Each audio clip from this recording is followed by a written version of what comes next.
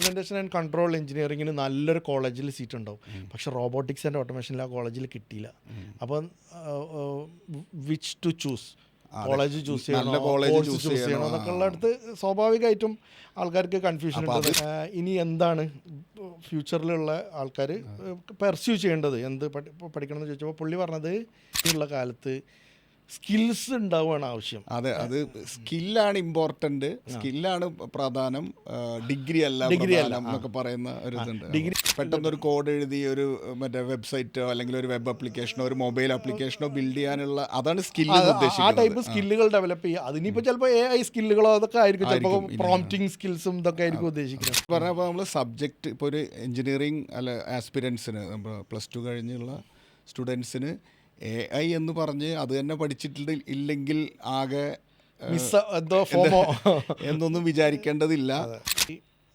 നമ്മൾ AI വരുമ്പോൾ ആൾക്കാരെ റീപ്ലേസ് ചെയ്യപ്പെടും, എന്താ പറയുക, ഉള്ള ജോലികൾ പോകും എന്നൊക്കെ ഉള്ളൊരു ഫിയർ പൊതുവെ എല്ലാവർക്കും ഉണ്ട്. പഠിക്കുന്ന സ്റ്റുഡൻസിനും ഉണ്ട്, ഇനി ചേരാൻ പോകുന്നവർക്കും അവരുടെ പാരൻസിനൊക്കെ ഉള്ള ഒരു സംഗതിയാണല്ലോ. ഈ A+B² വളരെ എല്ലാവർക്കും മനസ്സിലാൻ പറ്റിയ സംഭവമാണ്. A+B² എന്ന് പറഞ്ഞാൽ A² + B² + 2AB ആണ്. എന്താ അതിൻ്റെ അർത്ഥം എന്ന് ചോദിക്കാം. ഇതൊക്കെ പഠിക്കാനാണോ ഇപ്പോൾ സ്കൂൾക്ക് പോണത് ഒന്ന് ചോദിക്കാം. എന്തിനാപ്പോൾ അത്? ആരെങ്കിലും അത് ഉപയോഗിച്ചിട്ടുണ്ടോ? ആളുകളുടെ ജോലി നഷ്ടപ്പെടുക എന്നല്ല അവിടെ സംഭവിക്കുന്നത്. സെയിം ആളുകൾ തന്നെ കൂടുതൽ വേഗതയിൽ കാര്യങ്ങൾ ഔട്ട്പുട്ട് കൂടുതൽ കാര്യങ്ങൾ ചെയ്യാന്നാണ് സത്യത്തിൽ സംഭവിക്കാൻ പോകുന്നത്. അതാണ്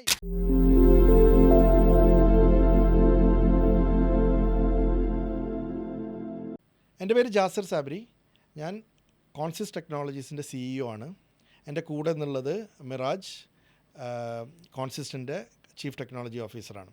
ഞങ്ങളിന്ന് നിങ്ങളുടെ മുമ്പിൽ വന്നിട്ടുള്ളത് കേരളത്തിൽ ഇപ്പോൾ നടന്നുകൊണ്ടിരിക്കുന്ന എൻജിനീയറിംഗ് അഡ്മിഷൻസുമായി ബന്ധപ്പെട്ട ചില കാര്യങ്ങൾ സംസാരിക്കാൻ വേണ്ടിയിട്ടാണ്. ബേസിക്കലി എൻജിനീയറിംഗ് ആസ്പിരൻസ് ആയിട്ടുള്ള ആളുകൾക്കും എൻജിനീയറിങ്ങിനെ പഠിച്ചുകൊണ്ടിരിക്കുന്ന വിദ്യാർത്ഥികൾക്കും അതുപോലെ തന്നെ അവരുടെ പാരൻസിനും what future holds for them in this AI era എന്നുള്ളതിനെക്കുറിച്ചുള്ള ഞങ്ങളുടെ ചില ചിന്തകളും അതേപോലെ അഭിപ്രായങ്ങളും പറയാമെന്നുള്ള ഉദ്ദേശത്തോടു കൂടിയാണ് പോഡ്കാസ്റ്റിലേക്ക് കടക്കുന്നു.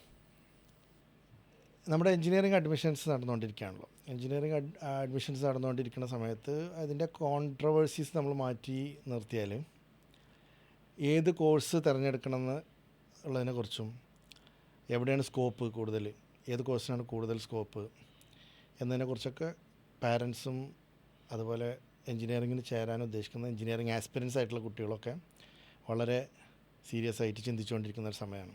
അതിൻ്റെ ഓപ്ഷൻസ് കൊടുത്തുകൊണ്ടിരിക്കുകയാണ്. അതൊക്കെയാണ്.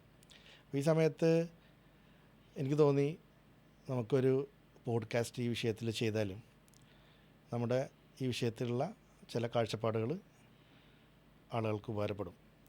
ആ നിലക്കാണ് നമ്മൾ ഇന്ന് ഇങ്ങനെ സംസാരിക്കാമെന്ന് വിചാരിക്കുന്നത്. അപ്പോൾ അതിൽ പ്രധാനപ്പെട്ട കുറച്ച് കാര്യങ്ങൾ എന്താണെന്ന് വെച്ചാൽ, ജനറലായിട്ട് എക്കാലത്തും കണ്ടുകൊണ്ടിരിക്കുന്ന കാര്യമാണ് ഏതെങ്കിലും ഒരു സ്പെസിഫിക് ട്രെൻഡ് പിടിച്ച് പോകുക എന്നുള്ളത്. ഫോർ എക്സാമ്പിൾ, ഒരു കാലത്ത് ചിലപ്പം റഷ്യൻ്റെ കാലത്ത് ചിലപ്പോൾ കമ്പ്യൂട്ടർ സയൻസ് അല്ലെങ്കിൽ EC ഇപ്പോൾ അതിന് ഭയങ്കര ഡിമാൻഡ് അങ്ങനെ ഉണ്ടായിട്ടുണ്ടോ? അതെ, അത് ശരിയാണ്. ഓരോ കാലത്തും ഇപ്പോൾ ഞാൻ 94 എഞ്ചിനീയറിങ്ങിന് ചേർന്നത്. അപ്പോൾ അന്നുള്ള +2 കഴിഞ്ഞ് കേരളത്തിലെ എഞ്ചിനീയറിംഗ് കോളേജുകളിലേക്ക് അഡ്മിഷന് വേണ്ടി ശ്രമിക്കുന്ന അന്നത്തെ കുട്ടികൾക്കുള്ള അതേപോലെയുള്ള കൺഫ്യൂഷനുകളൊക്കെ ഇന്നും നിലനിൽക്കുന്നു എന്നുള്ളത് ഒരു രസകരമായ കാര്യമാണ്. അപ്പോൾ എൻ്റെ ഓർമ്മയിൽ അന്ന് ഇതേപോലെ കമ്പ്യൂട്ടർ സയൻസ് വേണോ ഇലക്ട്രോണിക്സ് വേണോ എന്നൊക്കെ, അതുപോലെ സിവിൽ വേണോ മെക്കാനിക്കൽ വേണോ എന്നൊക്കെ ചർച്ച ചെയ്യുമ്പോൾ തന്നെ അന്ന് എനിക്ക് ഓർമ്മയുണ്ട് അന്നത്തെ പല 2 കാര്യങ്ങൾ അന്നത്തെ നമ്മുടെ ടീച്ചേഴ്സ് പറഞ്ഞത് ഓർമ്മയുണ്ട്. ഒന്ന്, നിങ്ങൾ ഏത് എൻജിനീയറിംഗ് സബ്ജക്റ്റ് എടുക്കുകയാണെങ്കിലും നിങ്ങളതിൽ നന്നായി നിങ്ങളതിൽ പഠിക്കുകയും നന്നായി നിങ്ങളത് മനസ്സിലാക്കുകയും ചെയ്താൽ സ്കോപ്പ് എന്ന് പറയുന്നത് ഒരു പ്രശ്നമൊന്നുമല്ല. നിങ്ങൾ സ്കോപ്പ് അന്വേഷിച്ച് പോകണ്ട. നിങ്ങൾ ഏതെടുത്താലും സിവിലായാലും മെക്കാനിക്കലായാലും അത് നിങ്ങൾ നന്നായി ചെയ്താൽ നിങ്ങൾക്ക് ഒരിക്കലും ഒരു സ്കോപ്പിൻ്റെ പ്രശ്നം വരുന്നില്ല. അതാണ് ഒരു കാര്യം പറഞ്ഞത് എനിക്ക് ഓർമ്മയുള്ളത്. രണ്ടാമത്, ഈ കമ്പ്യൂട്ടർ സയൻസ് ആയിരുന്നു അന്നൊരു ഹോട്ടായിട്ടുള്ള ഒരു ഇതായിരുന്നു. അപ്പോൾ അന്ന് പക്ഷേ പല ടീച്ചേഴ്സും കമ്പ്യൂട്ടർ സയൻസിൻ്റെ പിന്നാലെ അങ്ങനെ ട്രെൻഡിനനുസരിച്ച് പോകേണ്ടതില്ല എന്ന് പറഞ്ഞ ടീച്ചേഴ്സും അന്ന് ഉണ്ടായിരുന്നു എന്നുള്ളത് ഓർക്കുകയാണ്. ഡിസ്പൈറ്റ് ഓഫ് ദാറ്റ് കമ്പ്യൂട്ടർ സയൻസിനായിരുന്നു കൂടുതൽ ഡിമാൻഡും അങ്ങനെ ഒക്കെ വിചാരിക്കുന്നത്. അപ്പോൾ അതുപോലെ തന്നെ ഇപ്പോൾ ഞാൻ ശ്രദ്ധിച്ചപ്പോൾ കാണുന്നത് ഇപ്പോൾ പുതിയ കുറച്ച് കോഴ്സുകൾ, അത് പേരിടുകൊണ്ട് തെറ്റുണ്ടോ എന്നുള്ള എനിക്കറിയില്ല. ഇപ്പോൾ for example BTech programs in artificial intelligence, BTech programs in cyber security, robotics, BTech program in robotics. അപ്പോൾ ഓക്കെ, ഇപ്പോൾ നമ്മൾ പണ്ട് കാലത്തേക്ക് എടുക്കുകയാണെങ്കിൽ ചിലപ്പോൾ ഇലക്ട്രിക്കൽ, മെക്കാനിക്കൽ ഇങ്ങനത്തെ ഫണ്ടമെൻ്റൽ കോർ എഞ്ചിനീയറിംഗ് ബ്രാഞ്ചുകൾ മാത്രമേ ഉണ്ടായിരുന്നുള്ളൂ. അത് പഠിച്ച അപ്പോൾ കമ്പ്യൂട്ടർ സയൻസിലേക്ക് വന്നതൊക്കെ പലപ്പോഴും ഇലക്ട്രിക്കൽ ബാക്ക്ഗ്രൗണ്ടിൽ നിന്നുള്ള ആളുകളായിരിക്കും ഒരു കാലത്ത്. പിന്നീട് കുറച്ചും കൂടിയും ഇലക്ട്രോണിക്സ്, കമ്മ്യൂണിക്കേഷൻ അതിനൊക്കെ സ്പെസിഫിക് ബ്രാഞ്ചുകളുണ്ടായി. പിന്നെ അതിൻ്റെ ഒന്നും കൂടി അപ്പുറത്തേക്ക് വന്നപ്പോൾ ഇൻസ്ട്രുമെൻറ്റേഷൻ പോലുള്ള ബ്രാഞ്ച്, ഇതൊക്കെ ബി.ടെക് പ്രോഗ്രാംസ് ആയിട്ട് വന്നതാണ്. ഫണ്ടമെൻ്റൽ സബ്ജക്ട്സ് ഉണ്ടാവും, അതിന് കുറച്ച് സ്പെഷ്യലൈസ്ഡ് ആയിട്ടുള്ള ഉണ്ടാവും. അപ്പോൾ ആ നിലക്ക് ഉള്ളൊരു സംഗതി തന്നെ ഉള്ളൂ എന്നാണ് ഞാൻ മനസ്സിലാക്കുന്നത്. ഞാനിപ്പോൾ കഴിഞ്ഞ ദിവസം എഞ്ചിനീയറിംഗ് കോളേജുകളിലേക്ക് പോയപ്പോൾ ആർട്ടിഫിഷ്യൽ ഇൻ്റലിജൻസ് എന്നൊക്കെ പറഞ്ഞ കോഴ്സിൽ computer science and something added on to that. അതെ, പക്ഷേ എന്താണ് അതിൽ ഒരു കമ്പ്യൂട്ടർ ഞാനൊരു ഇത് ചോദിക്കാം. ഇപ്പോൾ എൻജിനീയറിങ്ങിന് ചേരാൻ പോകുന്ന ഒരു കുട്ടിയോട് കമ്പ്യൂട്ടർ സയൻസ് എടുക്കണമെന്നാണോ നമ്മൾ പറയേണ്ടത്, അതോ ഇതുപോലെയുള്ള സ്പെഷ്യലൈസ്ഡ് ആർട്ടിഫിഷ്യൽ ഇൻ്റലിജൻസ്, അതുപോലെ റോബോട്ടിക്സ്, അങ്ങനെ ഏതെടുക്കണമെന്നാണ് നമുക്ക് പറയാൻ പറ്റുക? അതിനെക്കുറിച്ച് എന്ത് പറയുന്നു? അത് രണ്ടെടുത്താലും വലിയ വ്യത്യാസം ഉണ്ടോ എന്നുള്ളതാണ് ഫണ്ടമെൻ്റൽ. കാരണം ബേസിക്കലി എന്താ പറയുക, ഇപ്പോൾ എന്ത് സംഗതിയും ഹൈപ്പാണല്ലോ. അപ്പോൾ ഫോർ എക്സാമ്പിൾ എനി ടെക്നോളജി, ഇപ്പോൾ AI എന്ന് പറഞ്ഞത് ഒരു ടെക്നോളജിയാണ്, IoT ഒരു ടെക്നോളജിയാണ്. പക്ഷേ AI ആസ് എ ടെക്നോളജി ഭയങ്കരമായിട്ട് ഹൈപ്പായി, അപ്പോൾ കൂടുതൽ അഡോപ്ഷൻ വന്നു. IoT ഹൈപ്പായി, പക്ഷേ അത്ര തന്നെ ഹൈപ്പായില്ല. ഒരു ബ്രാഞ്ചൊന്നും ഇതുവരെ സ്റ്റാർട്ട് ചെയ്യാൻ മാത്രമുള്ള ഹൈപ്പ് അതിൽ വന്നിട്ടില്ല. അപ്പോൾ ബേസിക്കലി ഇതൊരു കോഴ്സ്, അതായത് ടെക്നോളജി ആണെങ്കിലും മാർക്കറ്റ് ചെയ്യപ്പെടണം, കോഴ്സുകളും കോളേജുകൾക്ക് മാർക്കറ്റ് ചെയ്യണം എന്നുള്ളതിൽ മാത്രമേ ഞാൻ കാണുള്ളൂ. ഇപ്പോൾ ഞാൻ ഇപ്പോൾ ഒരു കോളേജിൽ അവർ ചെയ്തത് ഇൻസ്ട്രുമെൻറ്റേഷൻ ആൻഡ് കൺട്രോൾ എന്ന് പറഞ്ഞ ഒരു ഡിപ്പാർട്ട്മെൻറ്റിൻ്റെ പേര് റോബോട്ടിക്സ് ആൻഡ് ഓട്ടോമേഷൻ എന്നാക്കി. ഡിപ്പാർട്ട്മെൻറ്റിൻ്റെ പേര് തന്നെ മാറ്റി. പക്ഷേ അണ്ടർലൈങ് സിലബസിലൊക്കെ മൈനർ ചേഞ്ച് ഉള്ളൂ. സെയിം എന്ന് ഞാൻ ക്ലെയിം ചെയ്യുന്നില്ല, പക്ഷേ കാരണം എവിടെ മാറ്റുക, നമ്മുടെ ഫണ്ടമെൻ്റൽ ലേയേഴ്സൊക്കെ എന്തായാലും സെയിം ആയാലേ മേലെ ഈ റോബോട്ടിക്സും ഓട്ടോമേഷനും പഠിപ്പിക്കാൻ പറ്റുള്ളൂ. അപ്പോൾ ബേസിക്കലി ഈ ഒരു ഡിഫറൻസ് മനസ്സിലാവാതെ, ഇപ്പോൾ for example instrumentation and control എഞ്ചിനീയറിങ്ങിന് നല്ലൊരു കോളേജിൽ സീറ്റ് ഉണ്ടാവും, പക്ഷേ റോബോട്ടിക്സ് ആൻഡ് ഓട്ടോമേഷനിൽ ആ കോളേജിൽ കിട്ടിയില്ല. അപ്പോൾ which to choose, college choose ചെയ്യണോ, കോഴ്സ് ചൂസ് ചെയ്യണോ എന്നൊക്കെ ഉള്ളടത്ത് സ്വാഭാവികമായിട്ടും ആൾക്കാർക്ക് കൺഫ്യൂഷൻ ഉണ്ട്. അത് മനസ്സിലാക്കി കഴിഞ്ഞാൽ വേണമെങ്കിൽ നമുക്ക് നല്ല കോളേജ് സെലക്ട് ചെയ്യുന്നതായിരിക്കും അവിടെ നന്നാവുക. അതെ, അപ്പോൾ ചെറിയൊരു മാർക്കറ്റിംഗ് തന്ത്രം അതിൽ ഉണ്ടെന്ന് വിചാരിക്കുന്നു. മാർക്കറ്റിംഗ് തന്ത്രമോ അല്ലെങ്കിൽ ട്രെൻഡിനനുസരിച്ചിട്ടുള്ള പേരുകളാണ് സ്വീകരിച്ചിരിക്കുന്നതെന്നാണ് ഇപ്പോൾ ജാസിർ പറഞ്ഞത്. എനിക്കത് ഓർമ്മയുണ്ട്. ഇപ്പോൾ ഇലക്ട്രോണിക്സ് ആൻഡ് കമ്മ്യൂണിക്കേഷൻ എന്ന ഒരു ബ്രാഞ്ച് ഉണ്ടല്ലോ, നമുക്ക് എല്ലാവർക്കും അറിയാവുന്ന ബ്രാഞ്ചാണ്. അതേസമയം പല കോളേജസിലും ഇലക്ട്രോണിക്സ് എന്ന് മാത്രം ഉള്ള അതുണ്ട്. ഇപ്പോൾ ഞാൻ പഠിച്ചപ്പോഴൊക്കെ ഞാൻ ചെങ്ങന്നൂർ എഞ്ചിനീയറിംഗ് കോളേജിലാണ് പഠിച്ചത്, കൊച്ചിൻ യൂണിവേഴ്സിറ്റിയുടെ കീഴിലുള്ള. അപ്പോൾ അതിൽ ഇലക്ട്രോണിക്സ് എന്നായിരുന്നു. അപ്പോൾ അന്ന് നമുക്കൊരു കൺഫ്യൂഷനായിരുന്നു, ഇതെന്താ നമുക്ക് കമ്മ്യൂണിക്കേഷൻ ഇല്ലാത്ത ഇനി വേറെ. അപ്പോൾ അന്ന് എന്തോ മിസ് ഔട്ടാണ്. പക്ഷെ അന്ന് തന്നെ നമ്മുടെ ടീച്ചേഴ്സും പ്രിൻസിപ്പളൊക്കെ അന്നത്തെ ഫസ്റ്റ് ഇൻട്രൊഡക്ഷൻ ഇതിൽ സ്പീച്ചിൽ തന്നെ പറഞ്ഞു, കമ്മ്യൂണിക്കേഷൻ എന്ന് പറഞ്ഞ പേപ്പർ നമ്മൾ പഠിപ്പിക്കുന്നുണ്ട്. ഇതിലെ 6th സെമസ്റ്റർ ആകുമ്പോഴും 8th സെമസ്റ്ററൊക്കെ ആകുമ്പോൾ കമ്മ്യൂണിക്കേഷൻ ഇവിടെയും പഠിക്കുന്നുണ്ട്, പക്ഷേ അത് പേരിലത് വന്നിട്ടില്ല എന്നേ ഉള്ളൂ. അപ്പോൾ അതുപോലെ അൾട്ടിമേറ്റ്ലി ഈ പറഞ്ഞ റോബോട്ടിക്സും ആർട്ടിഫിഷ്യൽ ഇൻ്റലിജൻസും ഒക്കെ അതിൻ്റെ കുറച്ച് പേപ്പറുകൾ പഠിക്കുന്ന കാര്യങ്ങളിലാണ് വ്യത്യാസം ഉണ്ടാവുകയുള്ളൂ. എന്നാൽ ഇനി ഒരു ബേസിക് AI ഒന്നും പഠിക്കാതെ ഇനി ഒരു ഡിപ്പാർട്ട്മെൻറ്റിന് മുന്നോട്ട് പോകാൻ പറ്റുമോ എന്നുള്ളതും സംശയമാണ്. മാത്രമല്ല, കാരണം ഞാൻ ഇലക്ട്രിക്കൽ എഞ്ചിനീയറിംഗ് ആണ് പഠിച്ചത്. അപ്പോൾ അന്ന് ഞങ്ങൾ പഠിക്കുന്ന ഒരു സംഗതി ഡിജിറ്റൽ സിഗ്നൽ പ്രോസസ്സിംഗ് എന്ന് പറഞ്ഞൊരു പേപ്പർ നമ്മൾ പഠിച്ചിട്ടുണ്ട്. അപ്പോൾ ആക്ച്വലി അത് ഇലക്ട്രിക്കൽ എഞ്ചിനീയറിങ്ങിൻ്റെ ഫണ്ടമെൻ്റൽ ഭാഗമൊന്നുമല്ല, അത് കുറച്ചും കൂടി അഡ്വാൻസ്ഡ് ആയിട്ടുള്ള വേറെ പല ആപ്ലിക്കേഷൻസിലും ഉപയോഗിക്കാൻ വേണ്ടിയിട്ടുള്ള കാര്യങ്ങളാണ്. അപ്പോൾ അതുപോലെ ഇലക്ട്രിക്കൽ എഞ്ചിനീയറിങ്ങിന് പഠിച്ചാലും കമ്പ്യൂട്ടർ സയൻസ് പഠിച്ചാലും ഇനി AI എന്ന് പറഞ്ഞ കോഴ്സ് പഠിച്ചാലൊക്കെ ഒരു ആർട്ടിഫിഷ്യൽ ഇൻ്റലിജൻസിൻ്റെ ചില എന്താ പറയുക പ്രൈമറി ലെസൺസ് എന്തായാലും എഞ്ചിനീയറിങ്ങിൽ ഉൾപ്പെടുത്തേണ്ടി വരും എന്നാണ്. അത് പറഞ്ഞത് ശരിയാണ്. എൻ്റെ മോള് തൃശ്ശൂർ എഞ്ചിനീയറിംഗ് കോളേജിൽ ഇലക്ട്രിക്കൽ പഠിക്കുകയാണ് ഇപ്പോൾ. അപ്പോൾ ആൾക്ക് ഗൂഗിൾ കൊളാബൊക്കെ വെച്ച് കുറച്ച് മെഷീൻ ലേണിംഗ് ഒക്കെ വെച്ചിട്ട് ഉള്ള ചില പൈത്തണിൽ പ്രോഗ്രാമിങ് അതൊക്കെ അവരുടെ ഭാഗമായിട്ട് അവർ പഠിക്കുന്നുണ്ട്. അപ്പോൾ നിങ്ങൾ പറഞ്ഞത് ശരിയാണ്, ഇലക്ട്രിക്കൽ ആണെങ്കിലും പോലും എല്ലാ ഇതിലും AI എല്ലായിടത്തും വരുന്നുണ്ട്. അപ്പോൾ അതുകൊണ്ട് തന്നെ പറഞ്ഞു വരുന്നത് AI എന്ന് പറഞ്ഞൊരു സ്പെസിഫിക് ആയിട്ടൊരു ബ്രാഞ്ച് എടുക്കൽ അത്ര നിർബന്ധമൊന്നും, ഈ ട്രെൻഡിനനുസരിച്ച് പോകൽ അത്ര നിർബന്ധമൊന്നുമല്ല എന്നാണ് നമുക്കതിൽ മനസ്സിലാക്കുന്നത്. എന്ന് മാത്രമല്ല, ഇനിയുള്ള AI കാലഘട്ടത്തിൽ ഇനി അതിൽ നമുക്ക് സംശയമില്ലല്ലോ, കാരണം ഇനി ഒരു AI ഫസ്റ്റ് എന്ന് പറഞ്ഞ ഒരു സംഗതിയാണ് വരാൻ പോകുന്നത്. കാരണം എല്ലാം ആളുകൾ AI ആണ് ആദ്യം റിലൈ ചെയ്യാൻ, AIനെയാണ് ആദ്യം റിലൈ ചെയ്യാൻ പോകുന്നത്, എനി ഫീൽഡ് ഓഫ് വർക്കാണെങ്കിലും. അപ്പോൾ അങ്ങനത്തെ ഒരു കാലഘട്ടത്തിൽ നമുക്കൊരു കരിയർ ബിൽഡ് ചെയ്യണമെങ്കിൽ എന്താണ് നമ്മൾ പഠിക്കേണ്ടത് എന്നുള്ളൊരു ചോദ്യം ഉണ്ട്. അപ്പോൾ ഞാൻ കഴിഞ്ഞ വർഷം ഒരു കോൺഫറൻസിന് പോയി US. അപ്പോൾ ആ സമയത്ത് അവിടെ NVIDIAൻ്റെ ഒരു ടെക്നോളജി സൈഡിൽ ഉള്ള ഒരു ഹയർ, പുള്ളിയുടെ പേര് ഞാൻ വിട്ടുപോയി, ഒരു എക്സിക്യൂട്ടീവ് ടീമിലുള്ള ഒരാളാണ്. NVIDIA എന്ന് പറഞ്ഞാൽ നമ്മുടെ ഈ AI ചിപ്പുകൾ ഡെവലപ്പ് ചെയ്യുന്ന കമ്പനി. അപ്പോൾ അവിടെ ഈ എക്സിക്യൂട്ടീവ് ടീമിലുള്ള ഒരാൾ അവിടെ ഒരു ഇതേപോലെ ഒരു ഡിസ്കഷൻ, ഒരു ഫയർ സൈഡ് ചാറ്റ് എന്ന് പറഞ്ഞിട്ടൊരു ഒരു പരിപാടി ഉണ്ടായിരുന്നു.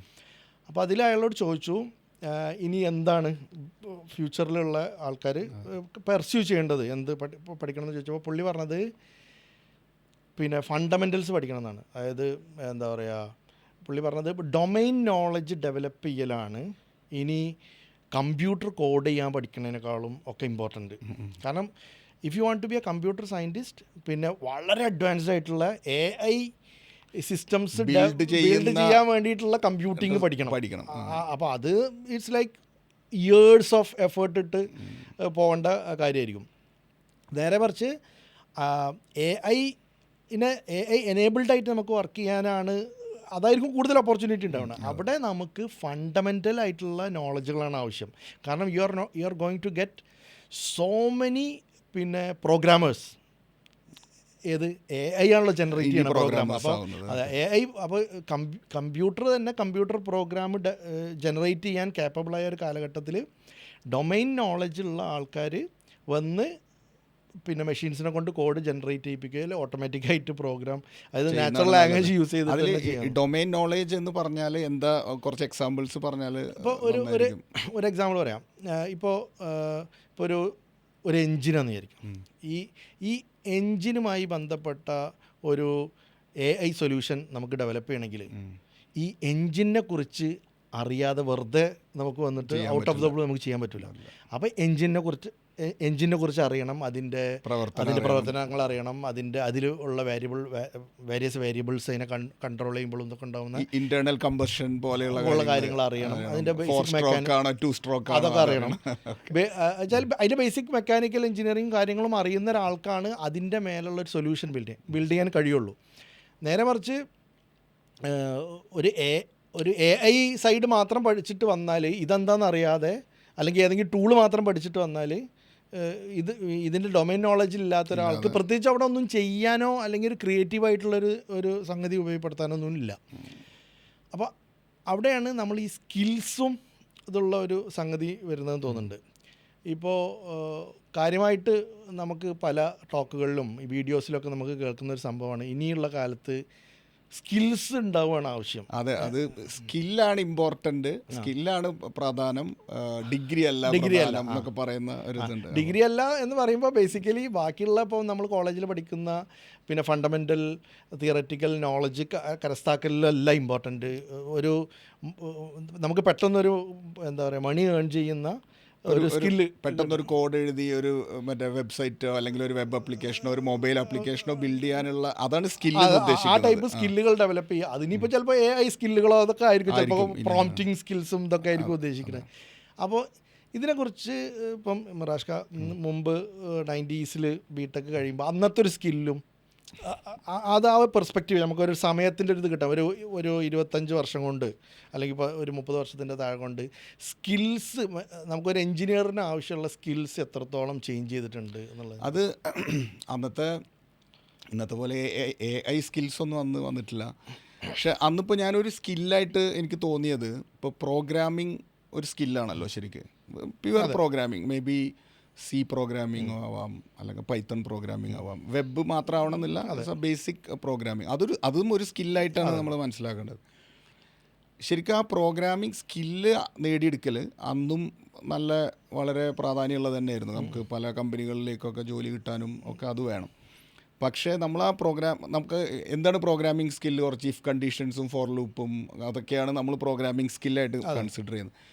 പക്ഷേ അത് പഠിച്ചു കഴിഞ്ഞ് നമ്മളൊരു ഇൻ്റർവ്യൂവിന് പോകുമ്പോഴോ ഒരു ടെസ്റ്റിന് പോകുമ്പോഴോ തന്നെ നമുക്ക് മനസ്സിലാവും, അത് മാത്രം മനസ്സിലായാൽ ഫോർ ലൂപ്പും ഇഫ് കണ്ടീഷനൊന്നും വെച്ചിട്ട് നമുക്കൊന്നും ചെയ്യാൻ പറ്റില്ല. നമുക്ക് ഫയൽ ഓപ്പറേഷൻസ് അറിയണം. അപ്പോൾ ഫയൽ ഓപ്പറേഷൻസ് അറിയണമെങ്കിൽ ഫയൽസ് എങ്ങനെയാണ് ഇത് ചെയ്തിരിക്കുന്നതെന്ന് അറിയണം, എങ്ങനെയാണ്. അപ്പോൾ നമുക്ക് സ്റ്റോറേജിനെ കുറിച്ച് അറിയണം. പിന്നെ കുറച്ച് മെമ്മറി വരുമ്പോൾ നമുക്ക് പ്രൈമറി മെമ്മറി എന്താണെന്ന് അറിയണം. പിന്നെ ക്യാഷ് പോലുള്ള കാര്യങ്ങൾ, ചിലപ്പോൾ പ്രശ്നങ്ങൾ വരുന്ന സി പ്രോഗ്രാം എഴുതിയാലൊക്കെ ക്യാഷ് ഉണ്ടാക്കുന്ന ചില പ്രോബ്ലംസിനെ സോൾവ് ചെയ്യേണ്ടതൊക്കെ ഉണ്ടാവും. ചുരുക്കി പറഞ്ഞാൽ നമ്മളൊരു നെക്സ്റ്റ് ലെവൽ, നമുക്ക് ഇനിയിപ്പോൾ ആ സ്കില്ല് വെച്ചൊരു ജോലി കിട്ടിയാൽ തന്നെ നമുക്ക് ആ ജോലി നന്നായി ചെയ്യണമെന്നുണ്ടെങ്കിൽ നമുക്ക് കമ്പ്യൂട്ടർ ഓർഗനൈസേഷൻ എന്ന് പറയുന്ന അത് വേറെ ഒരു കോർ എഞ്ചിനീയറിംഗ് സബ്ജക്റ്റാണ്. അത് നന്നായി അറിഞ്ഞവർക്കേ ഇത് ചെയ്യാൻ പറ്റുള്ളൂ.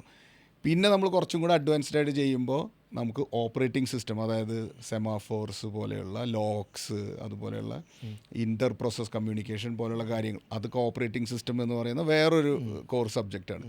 ചുരുക്കി പറഞ്ഞാൽ അങ്ങനെയുള്ള കോർ സബ്ജക്റ്റൊക്കെ അറിഞ്ഞ ആളുകൾക്ക് വെറും ഒരു സ്കില്ല് പഠിച്ചു പെട്ടെന്നൊരു പ്രോഗ്രാം എഴുതാൻ അറിഞ്ഞതുകൊണ്ടൊന്നും നമുക്കവിടെ വിജയിക്കാനോ മുന്നോട്ട് പോകാനോ കഴിയുമൊന്നുമില്ല. കോർ സബ്ജക്റ്റുകൾ നന്നായി അറിയുന്നവർക്കേ പിന്നീട് മുന്നോട്ട് പോകാൻ പറ്റുള്ളൂ. ചിലപ്പോൾ ഒരു വർഷമൊക്കെ നമുക്ക് തട്ടിമുട്ടിയൊക്കെ നിൽക്കാനൊക്കെ പറ്റും. മനസ്സിലായി. പിന്നെ ആൾ വേറെ. ഞാനിത് പറഞ്ഞപ്പോൾ എനിക്കൊരു കാര്യം ഓർമ്മയത്, ഞാൻ ഫസ്റ്റ് ജോലി ചെയ്യുന്ന സമയത്ത് ബാംഗ്ലൂർ എനിക്ക് ഫസ്റ്റ് ജോലി കിട്ടി.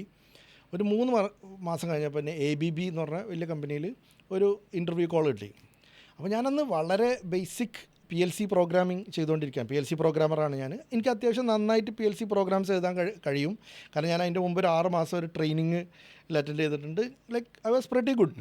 അപ്പോൾ ആ സമയത്ത് എനിക്ക് ഈ ABBയിൽ വന്നപ്പോൾ ABB കുറേയും കൂടി ലാർജർ, പിന്നെ ഓയിൽ ആൻഡ് ഗ്യാസ് ഒക്കെ പോലെയുള്ള വലിയ സിമെൻറ്റ് ഇൻഡസ്ട്രീസിലൊക്കെ പോലെയുള്ള വലിയ പ്രോജക്റ്റ് ചെയ്തുകൊണ്ടിരിക്കുന്ന ഒരു ടീമിലേക്കാണ് ഇൻ്റർവ്യൂ. അപ്പോൾ പുള്ളി എന്നോട് ചോദിച്ചു, എനിക്ക് ഞാൻ ഭയങ്കര ടെറിഫൈഡായിട്ട് അവിടുന്ന് ഇറങ്ങി പോരേണ്ട അവസ്ഥ ഉണ്ടായി. പുള്ളി എന്നോട് ചോദിച്ചത്, ഒരു ഇൻ്റർവ്യൂവിന് പോയപ്പോൾ ചോദ്യം എന്താണെന്ന് വെച്ചാൽ ഒരു മോട്ടർ സ്റ്റാർട്ട് ചെയ്യാനുള്ള ലോജിക്ക് എഴുതാനാണ്. അപ്പോൾ ഞാൻ PLC പ്രോഗ്രാം എഴുതുന്ന ഒരു സ്റ്റൈലുണ്ടല്ലോ, സ്റ്റാർട്ട് ഉണ്ട്, മോട്ടറിൻ്റെ ഒരു കോയില്, പിന്നെ അത് സ്റ്റാർട്ടായാൽ അത് ഇൻ്റർലോക്ക് ചെയ്ത് ഓൺ ചെയ്ത് നിർത്താനുള്ള ഒരു സംഭവം, പിന്നെ ഒരു സ്റ്റോപ്പ് ക്ലിക്ക് ചെയ്യുമ്പോൾ ഈ മോട്ടർ ട്രിപ്പ് ആവണം. ഈ വളരെ സിമ്പിളായിട്ടുള്ള ഒരു സ്റ്റാർട്ട് സ്റ്റോപ്പ് സ്വിച്ച് വെച്ചിട്ട് ഒരു മോട്ടറിനെ സ്റ്റാർട്ട് ചെയ്യാനുള്ള ലോജിക്ക് PLCയിൽ എങ്ങനെ എഴുതുക, ആ രൂപത്തിൽ എഴുതി. It's pretty straight forward. പുള്ളി അപ്പം എന്നോട് പറഞ്ഞത്, ഓക്കെ ഇത് text book logic, okay I want A real world logic എന്ന് പറഞ്ഞു. അപ്പോൾ ഈ റിയൽ വേൾഡ് ലോജിക് എനിക്കത് മനസ്സിലായതല്ല ചോദ്യം എന്താണ്. കാരണം ഞാൻ എൻ്റെ ജീവിതത്തിൽ ഒരു റിയൽ മോട്ടർ, ഒരു വലിയ മോട്ടർ ഒരു PLC വെച്ചിട്ട് സ്റ്റാർട്ട് ചെയ്തിട്ടില്ല. ലാബിൽ ചെയ്തിട്ടുണ്ട്, സിമുലേഷൻ ചെയ്തിട്ടുണ്ട്. പിന്നെ വീട്ടിലെ മോട്ടറാണെങ്കിൽ വെറുതെ സ്വിച്ചിട്ട് ആക്കിയാൽ മതി. അപ്പോൾ പിന്നീട് ഞാൻ മനസ്സിലാക്കിയപ്പോഴാണ്, പിന്നീട് നമ്മൾ കൂടുതൽ എക്സ്പീരിയൻസ് ഗെയിൻ ചെയ്തപ്പോഴാണ്, ഒരു മോട്ടർ സ്റ്റാർട്ട് ചെയ്യുന്ന സമയത്ത് ഒരുപാട് കണ്ടീഷൻസ് ചെക്ക് ചെയ്യാനുണ്ട്. അതിൻ്റെ സേഫാണോ എന്ന് തുടങ്ങി അതിൻ്റെ ടെമ്പറേച്ചർ, അത് ഇത് പല സംഗതികളും ടെസ്റ്റ്. അപ്പോൾ അതിനൊക്കെ ഉള്ള ലോജിക്കുകൾ നാച്ചുറലി ഇതിൽ വേണം. ഇതെങ്ങനെ കിട്ടും? PLC പ്രോഗ്രാമിംഗ് പഠിച്ചാൽ കിട്ടില്ല. നേരെ മറിച്ച് ആ മോട്ടോർ ഓപ്പറേറ്റ് ചെയ്യുന്ന സാഹചര്യം എന്താണ്, അവിടെയുള്ള എക്സ്പീരിയൻസ്, അതിനെപ്പോൾ ഇപ്പോൾ നിങ്ങൾ കമ്പ്യൂട്ടർ ഓർഗനൈസേഷൻ എന്ന് പറയുമ്പോൾ ഇലക്ട്രിക്കൽ എഞ്ചിനീയറിങ്ങും അതിൻ്റെ സേഫ്റ്റി ഇൻ്റർലോക്സുകളൊക്കെ എങ്ങനെ വർക്ക് ചെയ്യുന്നതൊക്കെ അറിയുന്ന ആൾക്കാണ് ഇത് ചെയ്യാൻ പറ്റുള്ളൂ. ഇത് ഒരു സ്കിൽ ഡെവലപ്മെൻറ്റ് വർക്ക്ഷോപ്പിൽ പോയിട്ട് പഠിച്ചിട്ട് ഒരു ദിവസം കൊണ്ട് വരാൻ പറ്റിയ സംഗതിയല്ല. അപ്പോൾ അവിടെയാണ് നമുക്ക് പലതും എന്താ പറയുക, ബേസിക് ഫണ്ടമെൻ്റലായ കാര്യങ്ങൾ കൂടുതൽ ഫോക്കസ് ചെയ്ത് ഒരു ഡൊമൈൻ നോളജ് ഡെവലപ്പ് ചെയ്ത് വരിക എന്നുള്ളത് ഭയങ്കര ഇമ്പോർട്ടൻ്റ് ആണ് എന്നുള്ളത് നമ്മുടെ AI കാലഘട്ടത്തിലും അത് ഇമ്പോർട്ടൻ്റ് ആണ്. സത്യത്തിൽ ഞാൻ ഒരു കാര്യം കൂടെ ഓർമ്മ വന്നത്, ഇപ്പോൾ കമ്പ്യൂട്ടർ സയൻസ്, ഇപ്പോൾ കമ്പ്യൂട്ടർ സയൻസ് എന്നാണ് പേര്, ബാക്കിയുള്ളതൊക്കെ ഇലക്ട്രിക്കലൊക്കെ എഞ്ചിനീയറിംഗ് ആണ്. Generally IT field computer science തന്നെ ഒരു മെച്വേർഡായ ഒരു ഇൻഡസ്ട്രി ആയിട്ട് ഇപ്പോഴും കൺസിഡർ ചെയ്യാത്ത ഒരു ഇൻഡസ്ട്രിയാണ്. അതായത് ഇപ്പോൾ കോർ എഞ്ചിനീയറിംഗ് എന്ന് പറഞ്ഞാൽ ഇപ്പോഴും മെക്കാനിക്കലും ഇലക്ട്രിക്കലും ഇൻസ്ട്രുമെൻറ്റേഷനൊക്കെയാണ്. ഇപ്പോൾ മാനുഫാക്ചറിങ് ഒക്കെ ഒരു കോർ. ഇപ്പോൾ നമ്മൾ കമ്പനീസിന് എടുത്ത് നോക്കിയാൽ ഇൻഡസ്ട്രിയൽ എഞ്ചിനീയറിംഗ് അല്ല, നമ്മളിപ്പോൾ ഒരു സ്റ്റോക്ക് പെർസ്പെക്റ്റീവിൽ എടുത്ത് നോക്കിയാൽ പോലും പലപ്പോഴും ചില ആളുകളൊക്കെ ഇൻവെസ്റ്റ്മെൻറ്റിന് പോലും കോർ കമ്പനി ഇങ്ങനെ മാനുഫാക്ചറിങ്ങിലൊക്കെ ഇൻവെസ്റ്റ് ചെയ്യുന്ന ആളുകൾ IT-യിൽ ഇൻവെസ്റ്റ് ചെയ്യാത്ത ആളുകളൊക്കെ എനിക്ക് തോന്നുന്നത് കുറച്ചുകൂടി സ്റ്റെബിലിറ്റി കൂടെ നോക്കിയിട്ടാണ്. അപ്പോൾ ഞാൻ പറഞ്ഞു വന്നത് അതുപോലെ കമ്പ്യൂട്ടർ സയൻസ് ഇറ്റ് സെൽഫ്, കാരണം കമ്പ്യൂട്ടർ സയൻസിനൊരു സ്വന്തമായ ഒരു നിലനിൽപ്പ് പലപ്പോഴും ഇല്ലല്ലോ. ഇപ്പോൾ സോഫ്റ്റ്വെയറുകളൊക്കെ ഉപയോഗിക്കുന്നത് വേറെ ഫീൽഡിലാണല്ലോ, ഐദർ ഇൻ ബാങ്കിങ് അല്ലെങ്കിൽ ഇൻഷുറൻസ് അല്ലെങ്കിൽ മാനുഫാക്ചറിങ് അല്ലെങ്കിൽ ഇലക്ട്രിക്കൽ ഹെൽത്ത് കെയർ പോലെയുള്ള മറ്റ് മേഖലകളിലാണ് ഈ കമ്പ്യൂട്ടർ സയൻസ് ഒരു ടൂൾ പോലെയാണ് ഉപയോഗിക്കുന്നത്. അതുകൊണ്ടായിരിക്കും അതിന് സയൻസ് എന്നുള്ള. അപ്പോൾ എല്ലാതും even computer programming it self is like A tool.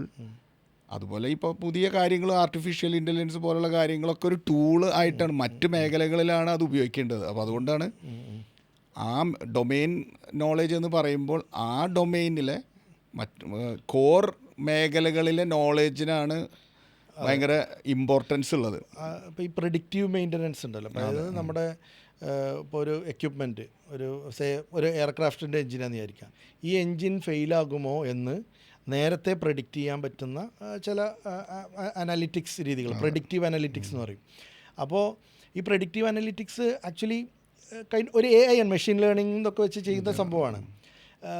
Number തിയറിയും അതേപോലെ ഡാറ്റ സയൻസൊക്കെ പഠിച്ച ആളുകളാണ് ഇത് ഇംപ്ലിമെൻ്റ് ചെയ്യേണ്ടത്. പക്ഷെ അവർക്കും അത് ചെയ്യണമെങ്കിൽ again they need domain knowledge, അല്ലെങ്കിൽ they need help from people who know the domain. എന്നാലാണ് അവർക്ക് എന്തൊക്കെ ഈ ഡാറ്റ ലേക്കിലേക്ക് എന്തൊക്കെ ഫീഡ് ചെയ്യണം, എന്തൊക്കെ സിഗ്നൽസാണ് വേണ്ടത്, ഏതൊക്കെ സെൻസറുകൾ യൂസ് ചെയ്യണം, എന്നിട്ടാണ് ഈ ഡാറ്റ എടുക്കേണ്ടതെന്നൊക്കെ മനസ്സിലാവുള്ളൂ. അപ്പോൾ ഇൻ ഷോർട്ട്, പിന്നെ AI കാലഘട്ടത്തിൽ നിലനിൽക്കാൻ AI പഠിക്കുക എന്നുള്ളതിനേക്കാളും നമ്മൾ ഫണ്ടമെൻ്റൽസ് സ്ട്രോങ് ആയി പഠിച്ചിട്ട് AI എനേബിൾഡ് ആയിട്ട് സ്മാർട്ടായിട്ട് ക്വിക്കായിട്ട് എങ്ങനെ കാര്യങ്ങൾ ചെയ്യുക എന്നുള്ള അതിലാണ്. അപ്പോൾ ചുരുക്കി പറഞ്ഞപ്പോൾ നമ്മൾ സബ്ജക്റ്റ് ഇപ്പോൾ ഒരു എഞ്ചിനീയറിംഗ് അല്ല ആസ്പിരൻസിന് +2 കഴിഞ്ഞുള്ള സ്റ്റുഡൻസിന് AI എന്ന് പറഞ്ഞ് അത് തന്നെ പഠിച്ചിട്ട് ഇല്ലെങ്കിൽ ആകെ എന്നൊന്നും വിചാരിക്കേണ്ടതില്ല. അവർക്ക് ഇപ്പോൾ കമ്പ്യൂട്ടർ സയൻസ് തന്നെ ആയാലും നല്ല കോളേജ്, പലപ്പോഴും അവിടെ നല്ല കോളേജിൽ പഠിക്കുന്നതായിരിക്കും കൂടുതൽ അഡ്വാൻറ്റേജ് നന്നാവുക. നല്ല ഒരു ഫ്ലാഷിയായ ഒരു ബ്രാഞ്ച് കിട്ടിയത് കൊണ്ട് വേറെ കോളേജിൽ പോയി എന്ന് പറയുന്നേക്കാൾ നല്ലത് ഒരു നല്ല കോളേജിൽ പഠിച്ച് നല്ലൊരു കോർ സബ്ജക്റ്റ് പഠിച്ച് കോർ ബ്രാഞ്ച് പഠിച്ച് പിന്നീട് AI ഇതുപോലെ ഉപയോഗിച്ച് പോകുന്നതായിരിക്കും അവർക്ക് നന്നാവാൻ തോന്നുന്നു. എനിക്ക് തോന്നിയൊരു കാര്യം എന്ന് പറഞ്ഞാൽ, ഈ നമ്മൾ AI വരുമ്പോൾ ആൾക്കാരെ റീപ്ലേസ് ചെയ്യപ്പെടും, എന്താ പറയുക, ഉള്ള ജോലികൾ പോകും എന്നൊക്കെ ഉള്ളൊരു ഫിയർ പൊതുവെ എല്ലാവർക്കും ഉണ്ട്. പഠിക്കുന്ന സ്റ്റുഡൻസിനും ഉണ്ട്, ഇനി ചേരാൻ പോകുന്നവർക്കും അവരുടെ പാരൻസിനൊക്കെ ഉള്ള ഒരു സംഗതിയാണല്ലോ. പ്രത്യേകിച്ച് റീസെൻ്റ്ലി ഇപ്പോൾ TCS ഒരു 12,000 ആളുകളെ ഫയർ ചെയ്തു ഇംപ്ലിമെൻ്റ് ചെയ്തു എന്ന് പറഞ്ഞു. ഇംപ്ലിമെൻ്റ് ചെയ്തിട്ടല്ല, അങ്ങനത്തെ ഒരു ന്യൂസ് വന്നിട്ടുണ്ട്. പറഞ്ഞു. അപ്പോൾ ആ വിഷയവുമായി ബന്ധപ്പെട്ട് നമുക്ക് ഈ ബ്ലൂം ടാക്സോണമി എന്ന് പറഞ്ഞൊരു സംഭവമുണ്ട്. അത് സാധാരണ ഇപ്പോൾ എഞ്ചിനീയറിംഗ് എഡ്യൂക്കേഷനിലൊക്കെ വളരെ ആക്റ്റീവായിട്ട് പുതിയ NBA അക്രഡിറ്റേഷനിലൊക്കെ ഉപയോഗിക്കുന്ന ഒരു ടൂളാണ്. അപ്പോൾ ബ്ലൂംസ് ടാക്സോണമി എന്താണെന്ന് വെച്ചാൽ നമ്മുടെ ലേണിംഗ് ലെവൽസ് ഓഫ് ലേണിംഗ് എന്ന് പറഞ്ഞൊരു സംഭവമുണ്ട്.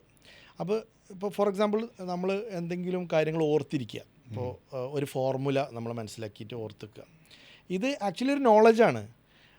പക്ഷേ ആ ഓർത്തിരിക്കുക എന്ന് പറഞ്ഞാൽ റിമെമ്പറിങ് എന്ന് പറഞ്ഞ സ്കില്ലാണ്. ഇപ്പോൾ ഫോർ എക്സാമ്പിൾ പരീക്ഷയ്ക്ക് ചോദ്യം വരികയാണ്, okay, what is the formula to calculate force on something, okay എന്ന് പറയുമ്പോൾ ആ ഫോർമുല എന്താണ് എന്ന ക്ലിയർ ആയിട്ടുള്ള ചോദ്യമുണ്ട്. ആ ഫോർമുല നമുക്ക് അറിയെങ്കിൽ ഫോർമുല എഴുതാം, ഓക്കെ.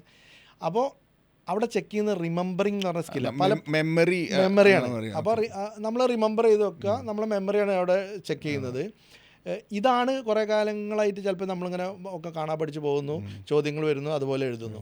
പിന്നെ ഈ സ്കില്ല്, ഈ ലെവൽസ് ഓഫ് ലേണിങ്ങിൻ്റെ മേലേക്ക് പോകുമ്പോൾ അടുത്തതെന്ന് പറഞ്ഞാൽ അണ്ടർസ്റ്റാൻഡിങ് ആയിരിക്കും.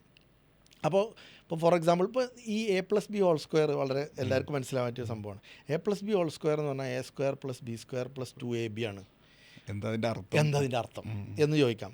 ഇതൊക്കെ പഠിക്കാനാണോ ഇപ്പോൾ സ്കൂൾക്ക് പോണത് ഒന്ന് ചോദിക്കാം. എന്തിനാ അപ്പോൾ അത്, ആരെങ്കിലും അത് ഉപയോഗിച്ചിട്ടുണ്ടോ എന്നൊക്കെ ചോദിക്കാമല്ലോ. ഇതാരെങ്കിലും ഉപയോഗിച്ചിട്ടുണ്ടോ എന്ന് ചോദിക്കുന്ന ആൾ എന്ന് പറഞ്ഞാൽ അത് ഉപയോഗിക്കാനുള്ള ഭാഗ്യം കിട്ടാത്ത ആളാണ്. എൻ്റെ ജീവിതത്തിൽ ഞാൻ ഒരുപാട് സ്ഥലത്ത് ഉപയോഗിച്ചിട്ടുണ്ട്. കാരണം ഒന്ന്, അത് പഠിച്ചാൽ അത് അണ്ടർസ്റ്റാൻഡ് ചെയ്യണം അതെന്തിനാണ്. പിന്നെ അതിൻ്റെ മേലെ വരുന്ന സംഗതിയാണ് അതിനെ അപ്ലൈ ചെയ്യൽ.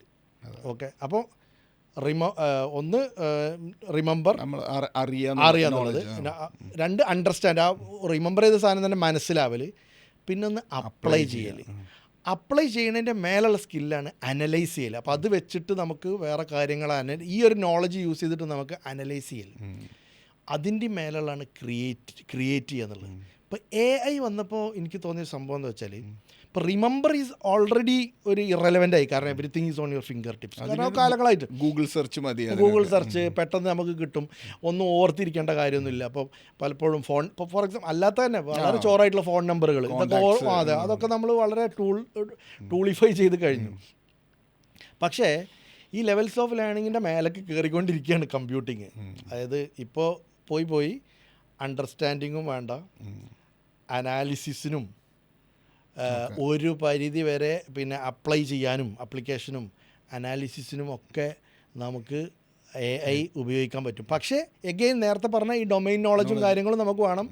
എന്താണ് ഗുണം? ഡൊമൈൻ നോളജൊക്കെ ഉള്ള ആൾക്ക് AI ഉപയോഗിച്ചുകൊണ്ട് വളരെ സ്പീഡിൽ ഇതൊക്കെ ചെയ്യാൻ പറ്റും. കാരണം നമുക്ക് ഹ്യൂമൻ പിന്നെ ബ്രെയിനിന് എപ്പോഴും ഉള്ളത് സ്പീഡിൻ്റെ ഒരു പ്രശ്നമാണ്. അപ്പോൾ കപ്പാസിറ്റി നല്ല ഉണ്ടാവും. ഭയങ്കര സ്പീഡിൽ ഒരു കമ്പ്യൂട്ടിങ് ചെയ്യണമെങ്കിൽ അപ്പോൾ നമ്മൾ നല്ല മൈക്രോ പ്രോസസ്സറിന് ചെയ്യാൻ പറ്റിയ സ്പീഡിൽ നമുക്ക് ചെയ്യാൻ പറ്റില്ല, അത് ഇമ്പോസിബിളാണ്. പക്ഷേ അതിൻ്റെ മേലേക്ക് പോകുമ്പോഴുള്ള ക്രിയേറ്റിവിറ്റി പോലുള്ള സംഗതികളിലാണ് ലിമിറ്റേഷൻസ് ഉള്ളത്. എഗെയിൻ അപ്പോൾ നമുക്ക് ചോദിക്കാം, AI ചിത്രം വരക്കൂലേ? പക്ഷേ ഞാൻ AI വെച്ചൊരു ചിത്രം വരച്ചാലും നല്ലൊരു ആർട്ടിസ്റ്റ് AI ചിത്രം വരച്ചാലും അത് വ്യത്യാസം ഉണ്ടാവും.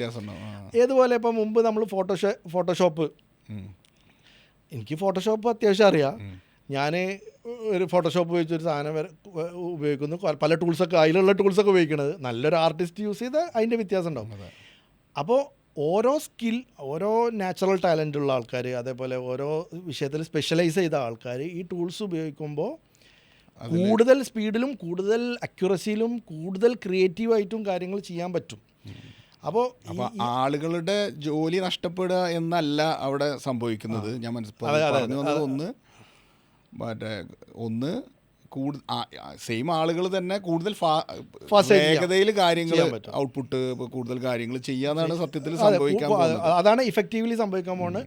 കൂടുതൽ അക്യുറേറ്റ് ആയിട്ടും കൂടുതൽ സ്പീഡിലും പിന്നെ ആ ഔട്ട്പുട്ട്സ്, പിന്നെ കൂടുതൽ ക്രിയേറ്റിവിറ്റിയും കൂടുതൽ അനലിറ്റിക് ഇതൊക്കെ ഉള്ള ആളുകൾക്ക് ഇപ്പോഴും ലൈക്ക് അവരെ ഒന്നും റീപ്ലേസ് ചെയ്യാൻ ഇപ്പോഴും കഴിയൊന്നുമില്ല, ബുദ്ധിമുട്ടാണ്. അവരൊക്കെ ഇപ്പോഴും ആവശ്യമുണ്ട്. അത് ഏതുപോലെ വെച്ചാൽ ഇപ്പം നമ്മളിപ്പോൾ ChatGPT ആയിട്ട് നമ്മൾ പിന്നെ ചില എക്സ്പെരിമെൻ്റ് ഒക്കെ ചെയ്ത് നോക്കിയാൽ, ഇപ്പോൾ ഫോർ എക്സാമ്പിൾ ഒരു എഞ്ചിനീയറിംഗ് പ്രോബ്ലം ChatGPTക്ക് കൊടുത്തു എന്ന് വിചാരിക്കാം. അപ്പോൾ ഇങ്ങനെ ഒരു സിനാരിയോയിൽ ഇത് എങ്ങനെയാണ് ബിഹേവ് ചെയ്യുക എന്നൊക്കെ പറഞ്ഞാൽ കുറച്ച് കോംപ്ലക്സ് ആയിട്ടൊരു സിറ്റുവേഷൻ കൊടുത്തു. അപ്പോൾ ChatGPT ഒരു റിപ്ലൈ തന്നു. അപ്പോൾ ഞാൻ കുറേ ന്യായങ്ങൾ പറയുന്നതായിരിക്കാം. അങ്ങനെയല്ല, അതിന് ഇന്ന കാരണങ്ങളില്ലേ, പിന്നെ അപ്പോൾ ഇങ്ങനെ ബിഹേവ് ചെയ്യൂലേ എന്നൊക്കെ തിരിച്ചു ചോദിച്ചാൽ ChatGPT സാധാരണ എനിക്ക് റിപ്ലൈ ചെയ്യുക, നിങ്ങൾ പറഞ്ഞതിലൊരു കാര്യമുണ്ട്, ഇങ്ങനെ സംഭവിക്കാം, മനസ്സിലായി. അപ്പോൾ നമ്മൾ പറഞ്ഞത് തെറ്റാണെങ്കിലും ചിലപ്പോൾ ChatGPT ബയസ്ഡ് ആവാനും അംഗീകരിക്കാനൊക്കെ സാധ്യത ഉണ്ട്. എല്ലാ കേസിലും അങ്ങനെ ഉണ്ടെന്നല്ല. അതിൻ്റെ കാരണം എന്താണെന്ന് വെച്ചാൽ, ഇപ്പോൾ റീസെൻ്റ്ലി ഞാൻ പിന്നെ നമ്മുടെ അജ്മലിൻ്റെ നമ്മുടെ പ്രോഗ്രാം നടന്ന സമയത്താണ് മനസ്സിലാക്കിയത്.